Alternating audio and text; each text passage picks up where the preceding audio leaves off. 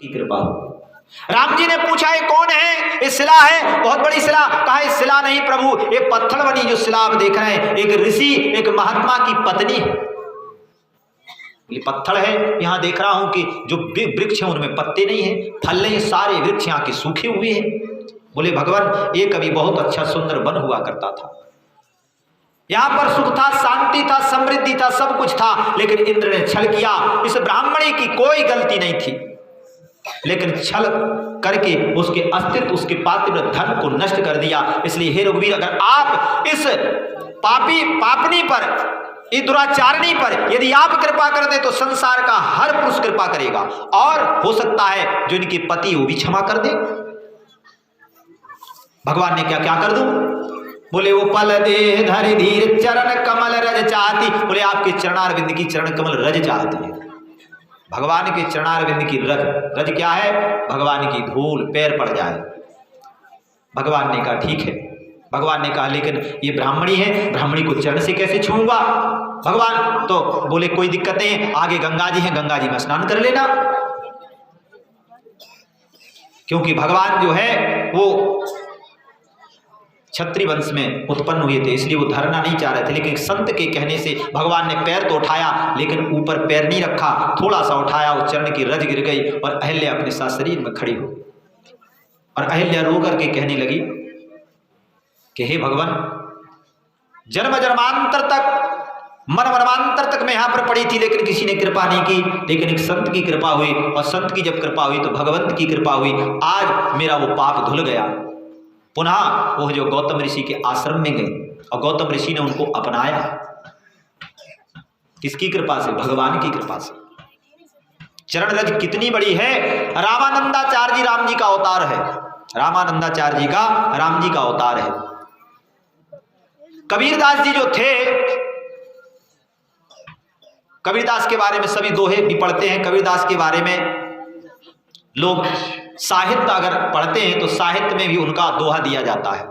कवि कुल गोस्वामी तुलसीदास जी का, कबीरदास जी का, और जो है जो कवि हैं उनका, महान कवियों का दिया था। सूरदास जी का भी दिया जाता है। सूरदास जी का दिया था कि ताही हीरी की छोहरिया छछियावर छाची पे नाची नचावत। ये सूरदास जी का पद है। कबीरदास जी का,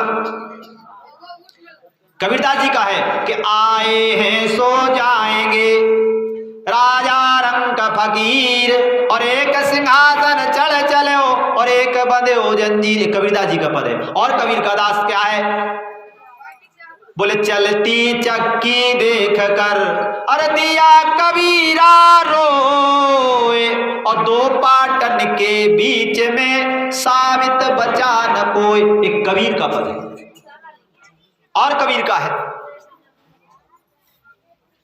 कि कबीरा जब हम पैदा हुए, कबीर जी कहते हैं कि कबीरा जब हम पैदा हुए तो जग हंसे हम रोए। जब बच्चा पैदा होता है ना तो हम रोते हैं, तो लोग हंसते हैं, आहा हा हा बाबू रो रहा है वो है? और बेटी होती तो बगुनी रो रही है, बगुनी रो रही है। और ना रोए तो कहते गूंगी तो नहीं है। तो डॉक्टर वो चट चट मारता है कि गूंगी तो नहीं, लड़के से हिलाता है डुलाता है। हाँ, डॉक्टर से पूछिएगा तो कहें शास्त्री जी आपको कैसे पता है? हम पढ़े हैं इसलिए हमको पता है। हाँ, विज्ञान पढ़िए, अब जीव विज्ञान पढ़िए, उसे मिलेगा। तो लड़का कहता है कुआ कुआ, तो सब लोग बड़ा खुश हो जाते हैं, हा हा हा अब बच्चा ठीक है, रो रहा है, वो रो रहा है। वो जो बच्चा नहीं रोता है हमें 3-4 झपड़ा मारता है, बच्चा रहता है, लेकिन वो क्यों मारता है? रोने के लिए कि माता पिता खुश हो जाए। बच्चा आवाज निकालता है? तो जग वाले हंसते हैं, बच्चा रोता है। लेकिन कबीरदास जी क्या कहते हैं कि कबीरा जब हम पैदा हुए तो जग हंसे हम रोए, लेकिन ऐसी करनी कर चले कि हम हंसे जग रोए। कबीरदास जी बोले कि ऐसी करनी, ऐसा काम हम करके जा रहे हैं कि आज हमारे लिए जग संसार रो रहा है और हम हंसते हुए जा रहे हैं। ना तो आज बेड़ी लगी है यमराज की, भगवान के सिंहासन पर बैठ करके जा रहे हैं, इसलिए कहा कि रही मन धागा प्रेम का और मत तोड़ो चटकाई, और टूटई से फिर ना जुड़ई तो जुड़ई गांठ पर जाई। ये हो रविदास जी इतना बड़ा ज्ञान कैसे हो गया? कबीरदास जी कैसे ज्ञान आया? कबीरदास जी इतने बड़े ज्ञानी कैसे? कबीर का मंदिर भी है। अगर कबीर की मैं उत्पत्ति बता दूं तो आप लोग आश्चर्य करेंगे, लेकिन जानते हैं आप लोग सब पढ़े लिखे हैं, समझदार हैं, बुद्धिमान हैं कि कबीर की उत्पत्ति कैसे है, कबीरदास जी कौन थे। धर्म ग्रंथों में हमारे धर्म के भी जो है नहीं माने गए कबीर को।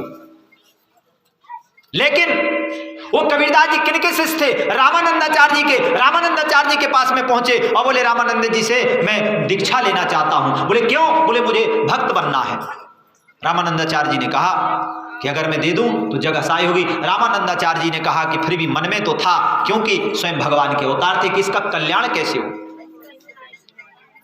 जिज्ञासा। बोले इसको भक्ति भावना में मुझे बनाना है, संसार में इसका नाम बढ़ाना है। वो जानते थे तो गंगा में गए और गंगा में से रोज जो है वो गंगा जी में से कलश भर के आते थे रामानंदाचार्य जी।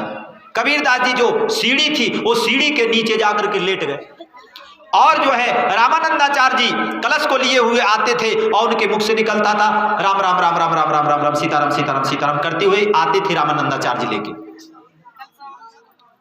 जब वो आए कबीरदास जी पर पैर पड़ा और बोले हरे राम राम राम राम। कबीरदास जी तुरंत उठ के खड़े हो गए और बोले राम राम राम राम। वो भागे वहां से। अरे बोले तुम कौन हो? बोले नहीं, जो चाहिए था वो मिल गया, जो चाहिए था वो मिल गया, वो चाहिए था जो मिल गया। और रामानंदाचार्य जी बोले कि रुक जाओ भैया, तुम कौन हो? मेरी पैर पड़ गई तुम्हारे पूरे, मेरा कल्याण हो गया, आपने मुझे अपना चेला बना लिया और मैं आपको अपना गुरु मान चुका हूं।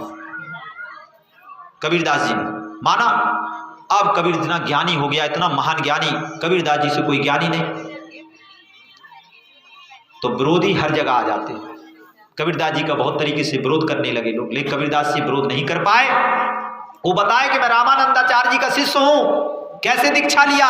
रामानंदाचार्य जी ने बुलाया तब बताया कि भगवान जिस दिन आपने चरण मेरे ऊपर रखा और राम राम कह दिया, उसी दिन मैंने वो राम मंत्र को ले लिया, इसलिए मैं भक्त हूं कि नहीं? बोले हाँ, आज से तुम भक्त हो।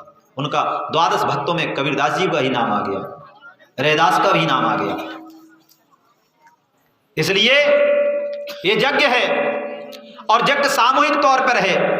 शंका को छोड़ करके, अभिमान अहंकार को छोड़ करके अब